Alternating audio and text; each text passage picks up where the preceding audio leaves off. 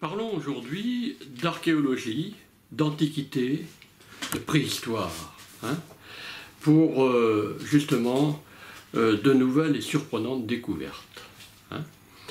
Dans une conférence qu'il donnait récemment à l'occasion de la journée de l'Antiquité à la faculté des lettres de l'Université de La Réunion, le professeur Whitbread, linguiste reconnu, confirmait qu'il n'y a pas de preuve historique raisonnable de l'existence d'un peuple unique, proto-européen, les fameux Indo-Européens, et que seules des analogies linguistiques constatées permettaient de supposer que la grande majorité des langues européennes actuelles descendent d'une même langue originelle qui aurait également influencé les langues primitives du nord de l'Inde, pour donner le sanskrit. Par des exemples concrets d'orthographe de quelques mots, il nous montrait la correspondance du latin, du grec et du sanskrit. Pater en latin, pater avec un accent grave en grec, pitre en sanskrit, ou encore mater en latin, M-A-T-E-R, mater, M-A-T-E, accent grave R en grec, matre, M-A-T-R, en sanskrit.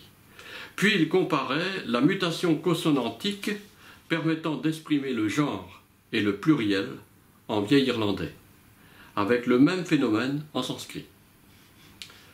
Bien que moins probante, la similitude grammaticale semblait confirmée. Il poursuivait en faisant observer que les grammaires étaient quand même relativement voisines dans toutes les langues d'origine indo-européenne. Concernant les différentes syntaxes, il avouait ne pas vouloir s'aventurer sur un terrain délicat, donc les syntaxes des langues étant en général fluctuantes dans le temps et donc moins ancrées dans l'histoire du temps long, selon la formule de Fernand Braudel. Cependant, ces analyses ne permettaient pas de conclure de façon certaine que cette langue originelle aurait été celle d'un groupe humain unique très ancien. S'il n'a jamais existé, d'où aurait pu venir l'hypothétique peuple indo-européen qui avait diffusé si largement son dialecte à presque toute l'Europe et même à l'Inde? Peut-être des steppes russes, les fameux Kourganes, ou d'Anatolie, actuellement la Turquie, voire de la vallée de l'Indus, l'actuel Pakistan. Ça se situe quand même pas loin les uns des autres, à l'échelle de la planète bien sûr. À la pause café, suivant son intervention, l'intervention du professeur Whitbread, je lui demandais s'il était certain qu'une civilisation unique indo-européenne n'avait jamais existé. « J'y crois, me répondit-il en souriant. Acte de foi donc, faute de mieux. Poursuivant notre conversation, je lui faisais remarquer que la thèse de Dumézil, affirmant l'existence d'une telle civilisation, était aujourd'hui contestée par de nombreux chercheurs, ne serait-ce que pour sa démonstration d'une même organisation sociale en Europe. Dumézil avait insisté sur la répartition tripartite des sociétés européennes anciennes, les nobles, les prêtres, les manouvriers, affirmant que cela provenait des Indo-Européens. Or, cette même division en trois groupes se retrouve aussi dans la Bible, livre traitant de l'histoire d'Israël, peuple sémitique qui n'a en principe rien à voir avec les Indo-Européens, la langue hébraïque en faisant la démonstration. Le professeur Whitbread confirmait en effet le problème posé par cette assertion sur Dumézil, mais justifiait de ne pas en avoir fait écho, faute de temps pour sa communication. Parlons maintenant d'archéologie interdite, d'autocensure et de filtrage des connaissances. Et oui, il y en a qui appellent ça comme ça, sur l'archéologie, l'histoire et surtout dans celle de l'Antiquité et de la préhistoire. Cela m'amène à évoquer d'autres controverses, donc moins connues que celles concernant les Indo-Européens. On parle parfois de sites archéologiques interdits, d'autocensure des jeunes chercheurs concernant certains sujets historiques, Le but serait pour eux de ne pas prendre le risque de contrarier quelques thèses officielles, particulièrement celles formulées par des pontifes de la préhistoire et de l'Antiquité. Oh, il ne s'agirait pas d'une conspiration secrète, la fameuse hypothèse du complot mondial, mais simplement de ne pas compromettre leur propre carrière universitaire en s'opposant à tel ou tel directeur de recherche. Directeur de chaire aussi. Comme je n'envisage pas à 63 ans de commencer une ascension hiérarchique dans les méandres arcaniques de la faculté des lettres de Saint-Denis, je me suis donc intéressé à ces historiens archéologues ou paléo-anthropologues récalcitrants. Un film-reportage intitulé « Archéologie interdite » est actuellement diffusé sur Internet, sur YouTube. Et dès l'introduction, on y déclare que les théories historiques sont généralement bâties sur des faits jugés probants, mais que d'autres faits sont mis de côté. On les appelle alors des anomalies qui ne cadrent pas avec les théories officielles. Voilà. L'archéologue Richard Thompson et le philosophe des sciences Michael Crémeau osent même parler de filtrage des connaissances dans les universités afin que certains faits historiques, pourtant tout aussi probants, restent cachés aux jeunes étudiants. Pour une meilleure compréhension, voyons quelques exemples. Donc de sujets de controverses moins connus. Le premier, une théorie communément admise par les scientifiques fixait l'arrivée de l'homme en Sibérie il y a 30 000 ans et en Amérique centrale il y a seulement 20 000 ans. Bon, ça part d'une théorie qui dit que l'homme serait apparu, l'homme nouveau, l'homme sapiens, serait apparu en Afrique et aurait émigré donc géographiquement vers l'Asie et ensuite vers l'Amérique en passant par le détroit de Bering. Notons que les paléoanthropologues officiels situent l'apparition des premiers hominidés, Homo erectus et Homo habilis, en Afrique, il y a plus de 2 millions d'années, et de l'homme actuel, l'Homo sapiens, il y a 200 000 ou 300 000 ans en Afrique également. Alors, je mets 200 000 ou 300 000 ans parce qu'on vient de découvrir au Maroc des gisements d'os d'Homo sapiens qui auraient 100 000 ans de plus que ceux de l'Éthiopie. Voilà. Or, on a trouvé des traces de présence humaine datant de 300 000 ans en Sibérie et de 250 000 ans au nord du Mexique. Alors, si l'homme est apparu en Afrique il y a 200 000 ou 300 000 ans, il ne pouvait pas déjà être arrivé en Sibérie et encore moins au nord du Mexique. Alors, ça contredit donc totalement la thèse officielle de l'origine uniquement africaine de l'homme et de sa lente migration vers l'Asie, l'Europe et beaucoup plus tard l'Amérique du Nord. Voilà. Donc pour moi, c'est ma conviction, je n'ai pas de certitude, je pense que l'homme est apparu, l'Homo sapiens est apparu à plusieurs endroits dans le monde. Voilà. Deuxième exemple de controverse, des géographes ont retrouvé une carte ancienne, le portulan du turc Piris Reis, R-E-I-S, traçant avec une remarquable exactitude une partie des contours de l'Antarctique, plusieurs siècles avant la reconnaissance de ces côtes par les Occidentaux en 1918. Plusieurs siècles avant. Or, il faut remonter à plus de 6000 ans pour trouver des conditions climatiques permettant aux côtes de ce continent glacé de ne pas être recouvertes d'une épaisse couche de glace, aujourd'hui 1 km d'épaisseur. Il faut remonter à 6000 ans. Donc ça voudrait dire que le portulan du turc Piris Reis repose sur des choses qui auraient été observées il y a 6000 ans. C'est très drôle. Troisième objet de controverse, un archéologue historien reconnu, Arthur Poznanski, bolivien, a étudié les vestiges d'une civilisation perdue dans son pays, celle de Tiahuanacu. Sa datation fait remonter le site à 15 000 ans avant Jésus-Christ. Même si ce chiffre incroyable a été contesté, les observations ultérieures, dessins ou sculptures d'animaux préhistoriques démontrent une ancienneté d'au moins 12 000 ans, bien avant donc la plus ancienne civilisation humaine, dite première, celle des Sumériens en Mésopotamie, qui ne remonte qu'à 4000 ans avant Jésus-Christ. Là, on parle de 10 000 ans. Et on a découvert récemment dans le sud de la Turquie, alors là c'est pas du tout le même endroit, c'est qu'on repasse de ce côté-ci de l'Atlantique, hein, et même de la Méditerranée, dans le sud de la Turquie, à Göbekli Tepe, c'est comme ça qu'on appelle l'endroit, une sorte de temple présentant des structures monolithiques de 5 mètres de haut, donc c'est une seule pierre, et de plusieurs tonnes, richement gravées, basées dans un carré de 300 mètres de côté, hein, le temple, hein, datant lui aussi de plus de 10 000 ans.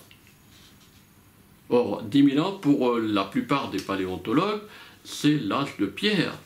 L'homme est encore à un stade peu avancé. Hein. Comment a-t-il pu ériger ce genre de temple? Quatrième exemple de controverse, le sphinx de Gizeh reste pour beaucoup de paléontologues une énigme. Il se situe en plein désert comme les pyramides, et pourtant, des observations récentes constatent que cette sculpture monumentale a été lavée et relavée par des pluies diluviennes pendant des centaines d'années. Or, il faut remonter à près de 7000 ans pour trouver de telles conditions météorologiques en Égypte. C'est le désert. Hein. Le géologue Koch a démontré que le sphinx avait des milliers d'années de plus que les pyramides, les traces d'érosion verticale qu'il possède étant dues à la pluie, non au vent, et qui n'a donc pu être érigé du temps des pharaons, mais bien avant. Alors, cela nous amène à de nouvelles théories historiques, de nouvelles thèses, à partir de d'autres hypothèses.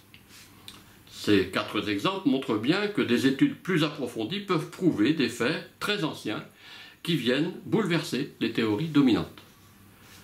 Ce qui permet donc de formuler aujourd'hui d'autres hypothèses. Et la plus partagée par les scientifiques ouverts, je mets ouvert entre guillemets, hein, c'est-à-dire ceux qui acceptent la controverse, hein, c'est que l'évolution humaine n'a peut-être pas été linéaire, c'est-à-dire que ça ne s'est pas passé de façon, bon, l'homme peut avancer, l'homme à la civilisation de pierre, ensuite la civilisation du bronze, la civilisation du fer, les temples, les villes, etc. Ça ne s'est peut-être pas passé comme ça.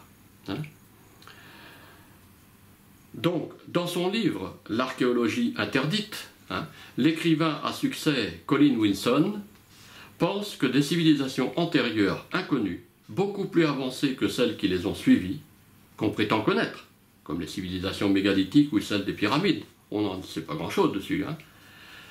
Donc ces civilisations antérieures ont pu disparaître brutalement par des cataclysmes planétaires, hein, tremblements de terre effroyables, tsunamis monstrueux, éruptions volcaniques colossales. Et je cite de son livre, « L'idée d'un déluge planétaire est-elle acceptable, s'interroge-t-il.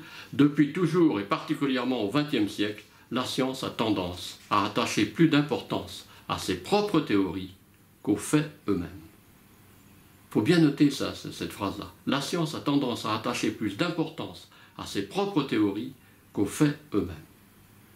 N'oublions pas que pendant des siècles, des millénaires, on a cru que la Terre était plate. Et c'était ça qui faisait la science. Aujourd'hui, tout le monde, personne ne conteste que la Terre est ronde. Hein. Voilà.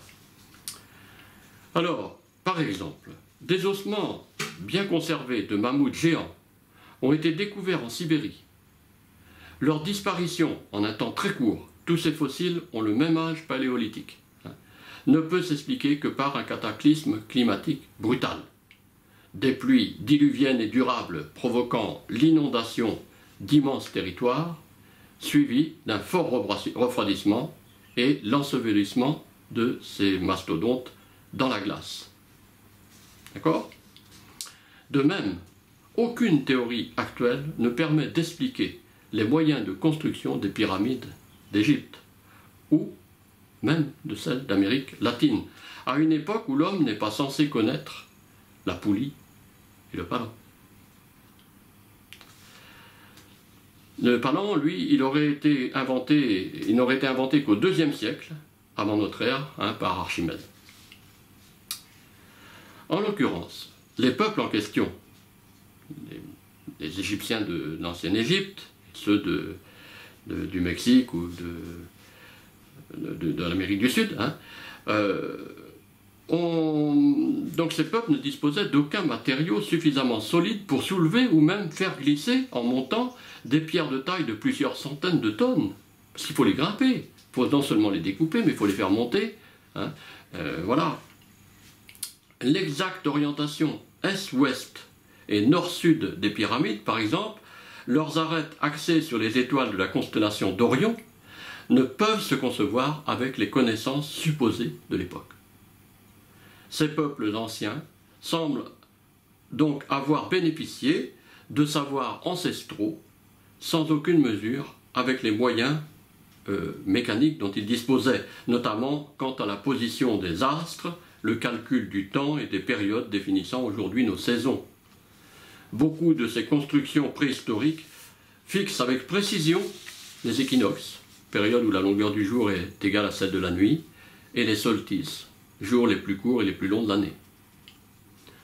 On peut se demander également pourquoi ces civilisations avaient une telle fascination pour le soleil, dieu principal de l'Égypte, Ra ou Ré, hein, du monde celtique, Lugh, des Mayas et des Incas, qui se déclarent eux-mêmes fils du soleil.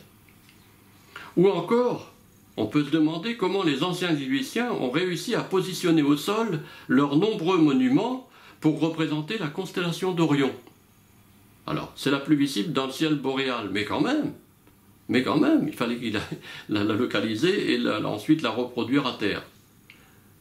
Ils n'ont pas d'avion. Ils n'ont aucun moyen de s'élever au-dessus pour pouvoir positionner. Hein. Enfin, pourquoi retrouve-t-on des pyramides très semblables à l'est et à l'ouest de l'Atlantique? Se pourrait-il qu'une même civilisation disparue, engloutie et oubliée, ayant un savoir technologique et des connaissances astronomiques avancées, ait occupé l'Afrique du Nord, le Proche-Orient, hein, la Turquie, et l'Amérique centrale il y a plus de 10 000 ans? Voilà. On pourrait extrapoler à notre monde actuel. Imaginons, à la vitesse où se développe la technologie occidentale, aujourd'hui planétaire, et les risques environnementaux et militaires qu'elle génère, ne peut-on pas craindre une brutale disparition de l'humanité ou sa régression telle qu'il ne resterait aux quelques survivants que peu de choses des connaissances emmagasinées, au point que les générations futures seraient sans doute bien en peine d'expliquer les moyens dont on usait à notre époque pour ériger les gratte-ciel. On monte jusqu'à 600, 800 mètres de haut, hein, de nos villes, et transporter et monter les matériaux nécessaires. Les livres ou les films de science-fiction traitent souvent de ce sujet, mais sont-ils si fiction que cela? Voilà, à une prochaine fois.